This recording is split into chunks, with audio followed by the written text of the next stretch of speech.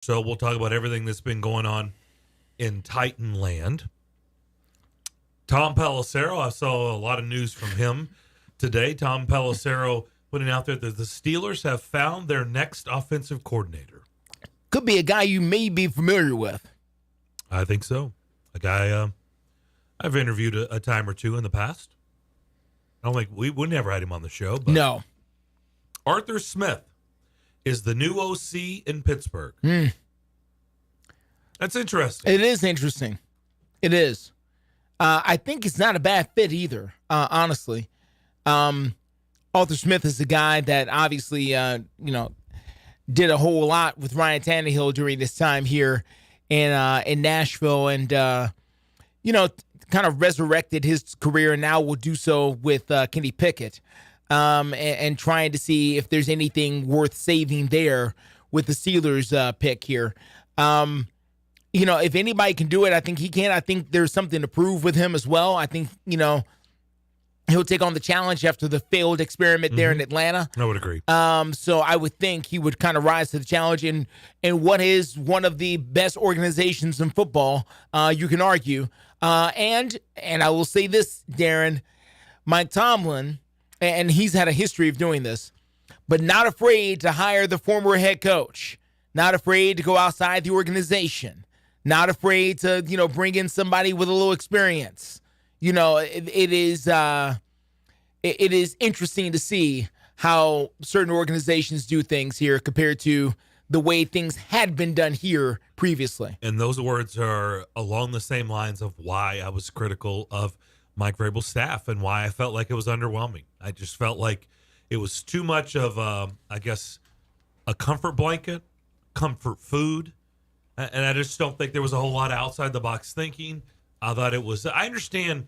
Look, I'm not saying that people don't hire what they're familiar with. I understand that's how it works in any business. It's not just sports. It's not just head coaches. Like in the business world, people hire people they know. I mean, that does happen, okay? This is life. It's called life. But I don't think you want to surround yourself with people that are, you're comfortable with. People. Yeah. And I was very underwhelmed by his staff. And you just said it. I thought you hit the nail on the head. Mike Tomlin has not been Matt Canada. Yeah. I mean, I know it didn't work out, No. but he went outside the box. Yeah, it was different. I mean, Not afraid to be different. right. And so he's not been afraid to do that. Like you said, former head coaches. And so we'll see Arthur Smith getting another bite at the OC apple if he can maybe parlay this in. Look, if he can fix the Steelers on offense and they make some magical run, I'm sure he'll be a hot commodity again. And by the way, in that time, that window in Pittsburgh, you would think that he probably would pick up some things from Mike Tomlin as well on maybe that could help him if he ever gets another chance to be a head coach again. Yeah. And that's if. But if he does, one would think for a guy who's been doing it as long as Mike Tomlin, I would think he would provide you some new insights, to help you the next time if you get that opportunity. You would think that he would pick up a lot of valuable experience here to be able to come in and do something really great if he got the opportunity to do that. And so it's going to be really, really fascinating to see exactly what happens there with him. Although I do just want to reach back here very quickly to your point, Darren. Yeah. So Mike Tomlin hired Todd Haley at one point to be his offensive coordinator. Former head coach. Former head coach. Fresh off of his run with the Kansas City Chiefs, he was able to bring in Todd Haley, which, again, there are some other coaches who've decided that they don't want to do that. That they don't want to, How many former head coaches did Mike Vrabel hire? None that I can think of. If there's one, then maybe I've missed it somewhere. I guess. Is there, LeBeau at the beginning? Well, was that Vrabel? Oh, that wasn't Vrabel. That right. wasn't My Vrabel. bad. No, that's going way back a little bit. Yeah. Sorry. No. It's a little different. The one, Dean Pease, he was never a head coach, right? Dean Pease has never been a head coach, So as far as I know. No. The answer is he didn't have one, right? No. He didn't even have one on staff. Well, that's not true. He did have Jim Swartz, but he kept him down in the basement Well, in a room that is locked true. up. That is true. So I forgot about that. We didn't really get to see No, it. I forgot about that. I forgot Jim Swartz was on here. But yeah, I mean, well, he certainly wasn't in a coordinating position where he was up front. That's for sure. So I just find that very interesting. But yeah, good to have people with that kind of experience. Good to have, even if nothing else, Darren, it's somebody else who can help you manage the game clock. Somebody who's been in the situations before and had to make the call, down the stretch a few times. Because there's a real art to that. When to spend the time out, when not to spend the time out. It helps if you got people who've been through this a few times in your ear, or at least as part of the conversation. So it's, good for the Steelers. The Steelers, again, one of the best organizations in football as they look for a year, I don't know what, without a losing season. It's very, very, very interesting. Very interesting. In a conference that is tough sledding, in a division that's tough sledding. Full of hungry teams to win. I mean, if Joe Burrow was healthy, my guess is probably all 4 teams would have come out of there. There was a point when all 4 of them were. Right. When they were all 4 of them, those teams were in the playoffs. Yep. We're in the playoffs.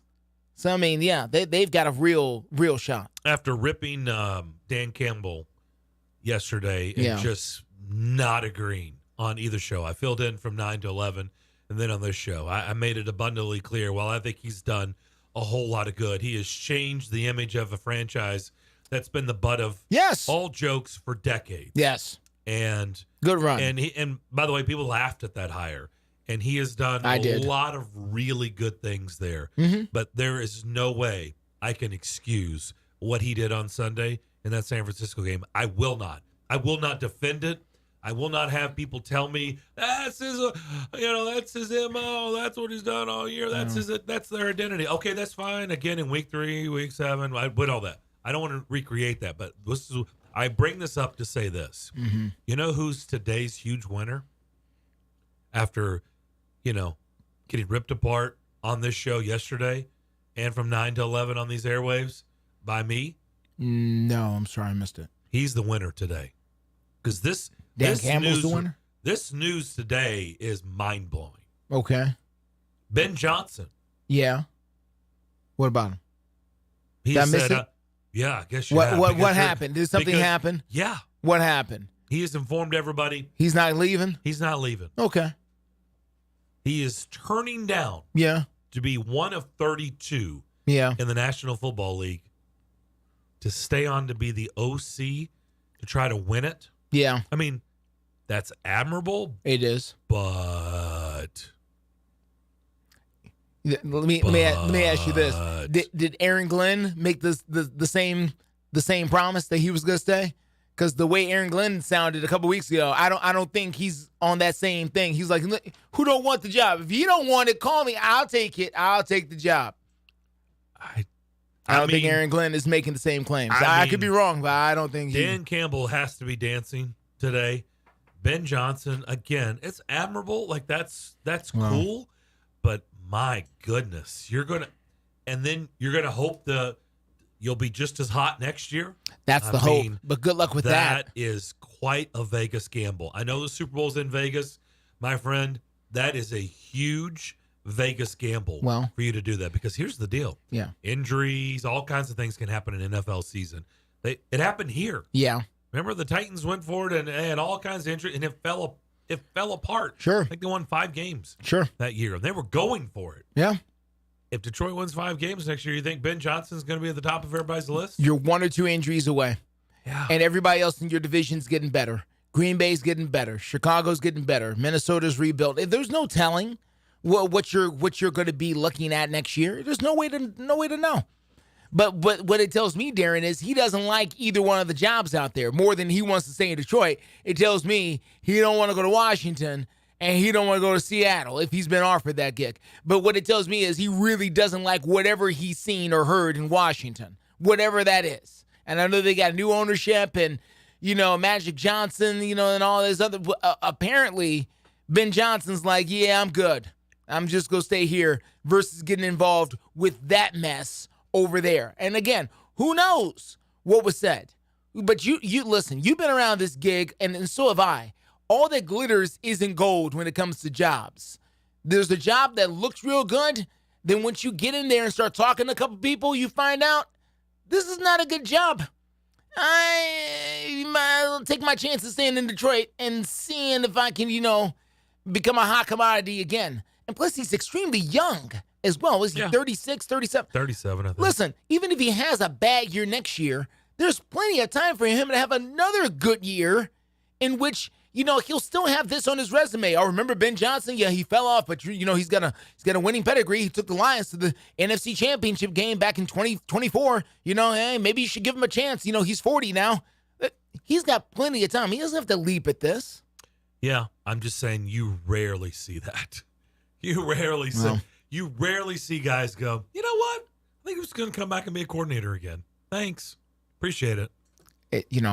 Listen, that is not a common story. It is rare, but what it tells me is that he really doesn't like whatever you heard out of Washington. I'm not disagreeing with you at all. Now, I don't know what he heard, but whatever you heard, he really didn't like it. I can't imagine why you would, think that Washington might not be a great landing spot. Listen, Daniel Snyder was not in the meeting. I know he's out. He was not in the meeting. They've got a brand new name now. They got a brand new ownership. They got a brand new general manager. Everything's new but the stadium at this point. The stadium and the colors stayed. Everything else is new. And they still don't, somebody still doesn't like it. So, we'll see. We'll see. We shall see. In the Ruh-roh category, before we get to Steve Lehman. I know where you're going here. Okay. Ruh-roh. Yeah, I know the Ruh-roh. I saw it first from Pat Forty. I know Pete Thamel has put something out on ESPN. DJ Damon, listen up. Sources. Don't listen. NCAA investigating Tennessee for NIL violations. The University of Tennessee is under NCAA investigation for violations related to name, image, and likeness. The investigation puts the Volunteers in the crosshairs for potential sanctions as a repeat violator. How many times have they been a repeat violator? Repeatedly. How far does this go back? Repeatedly. Nicely done. Tennessee is fresh off an NCAA ruling in the summer of 2023, in which it was charged with 18 level 1 violations and fined a record $8 million. Of course, a lot of people from what I've seen, and look, if I'm just being totally honest, my initial thought when I saw Pat Forty put it out, you know what my initial thoughts were. He kind of goes by one name. Nico. No. Well, because of just the stuff that was out there, right? Sure. The millions that was being speculated that he was getting.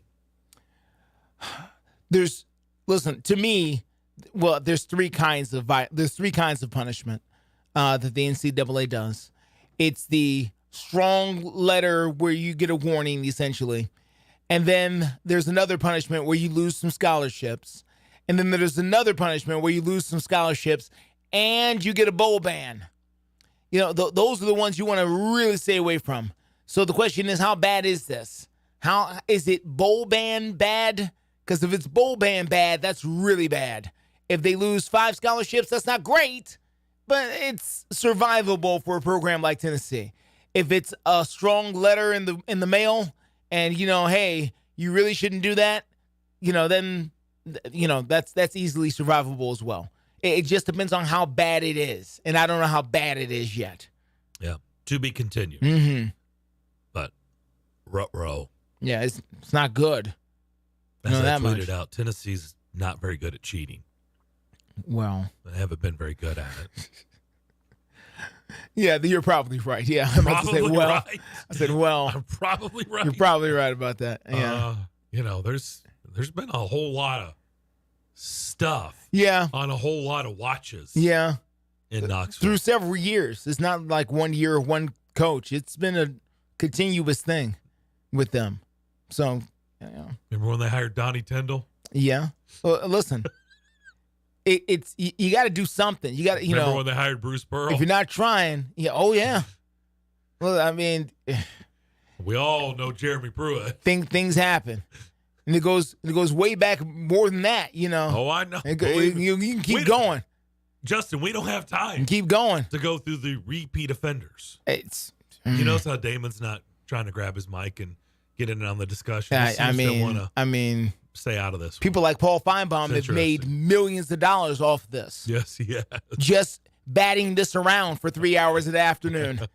Just, what about this? And what about this guy? And what about this guy? You start hearing names you've never heard. I'm not scared. We're not worried about it. Well, You ain't scared. You might. You wanna be. ain't read the allegations yet. Yeah. I've been checking on it. I heard it this morning. Yeah. But You I heard think it it's this morning. Well, I think it's kind of interesting that they're bringing this up now since Nico started and people are trying to keep the train from moving and stuff. NIL, come on, man. they're getting framed. Yeah. Yeah. Florida State, There Florida. you go. Okay. DJ Damon. I'm shocked by his take. That's weird. He's saying they're getting framed. I would have never expected that from him. Getting I would have framed. Never expected that from him. There's some people south of here who wear crimson who beg to differ. I've talked to them quite a bit. They are still upset about things that I know they are. and that was a long time ago, and they're still upset. Something. His last name was Means. Yeah, Yeah. still upset. It wasn't Natron Means. No, it wasn't. No, it wasn't. He took the wrong way out of I-40, and they're still upset about it. Still. All right, we'll come back. Steve Lehman, News Channel 5. Google it. Just Google it. We're not going to do it. Google it. First name Albert. Google it. More of the McFarland Show next here on WNSR. Are you ready for a touchdown of flavor and excitement? Look no further than Sam's Place and Sam's Sports Grill, the ultimate destination for great food, fantastic drinks, and game time atmosphere that will have you cheering for more. Sam's is the place for every sports fan and food lover with over 40 TVs at every location. Sam's has a family-friendly atmosphere where everyone can have a blast. From their friendly staff to awesome kids menu, they've got something for everyone. Online at samsplace.net or samsportsgrill.com, or call and find the nearest location to you. At Sam's, the game is always on and the fun never stops. We all hear the radio ads about the IRS. They tell you to be afraid, to be scared, and they try to frighten you into calling. I'm not here to do that. Tax relief, 1,000 or 500,000. We have a solution. It doesn't matter if you're sitting in your car, at work, or with your kids. No matter where you are, call now. 800-617-0239. Don't lose hope. TRA can eliminate or reduce what you owe to the IRS. There is zero risk to you. If we can't, our passion is taxes and helping individuals.